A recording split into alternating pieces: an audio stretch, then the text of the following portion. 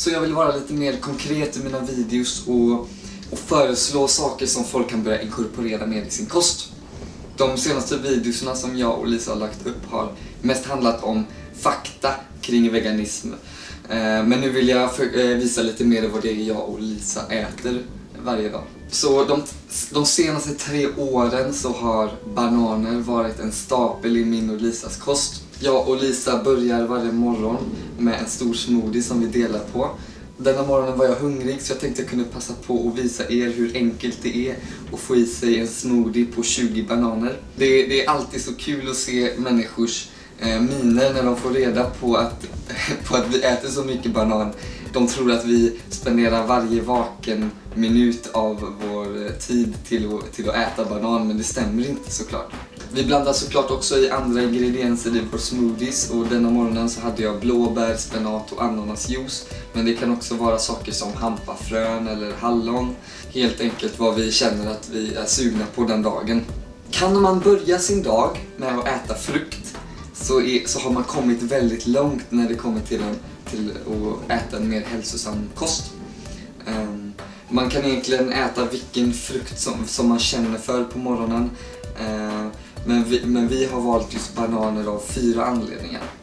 1. Den är i säsong året runt, så du kan alltid få tag på banan som smakar bra året runt, även under vintern. 2. Det är en kaloririk frukt, så den mättar lite mer än andra frukter.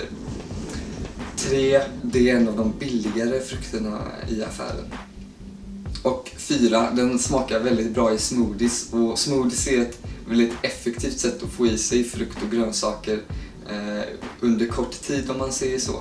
Och så den här smoothien som vi gör på morgonen, den dricker vi medan vi gör andra saker som surfa på datorn eller kolla videos eller så.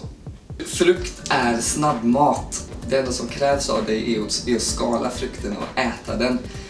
Och om du är sugen på att göra en smoothie så funkar det lika bra. Istället för att slänga in någonting i en mikro och trycka på en knapp, så kan du istället slänga in några ingredienser i en mixer och trycka på en knapp.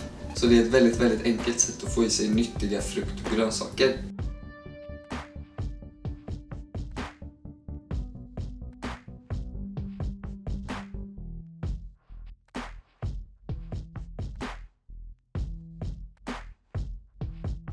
Och jag minns för några år sedan att jag blev mätt efter bara några bananer.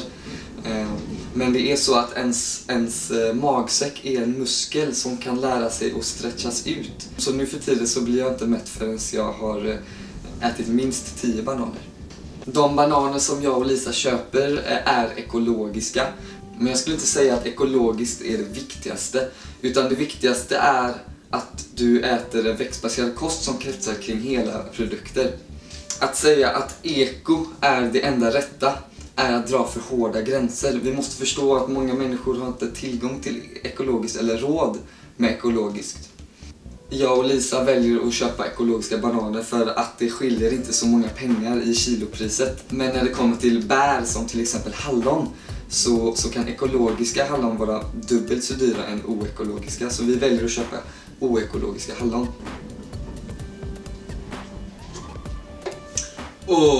Nu börjar jag bli mätt. Och nej, man blir inte tjock av frukt. Det kan jag konstatera nu efter 3 år med en fruktbaserad kost. Jag har experimenterat väldigt mycket under min tid och har kommit fram till att ju mer frukt jag äter, desto smalare är jag. Och jag och Lisa har besökt en fruktfestival i New York där vi träffat likasinnade människor som lever en fruktbaserad livsstil. Och dessa människor är de hälsosammaste, slimmaste, mest lysande människor jag någonsin träffat. Prova själv under en period att börja din dag med frukt och se hur du mår efter ett tag.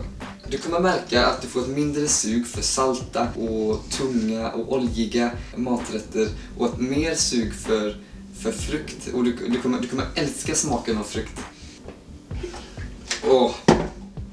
Boom! 20 bananer. Enkelt.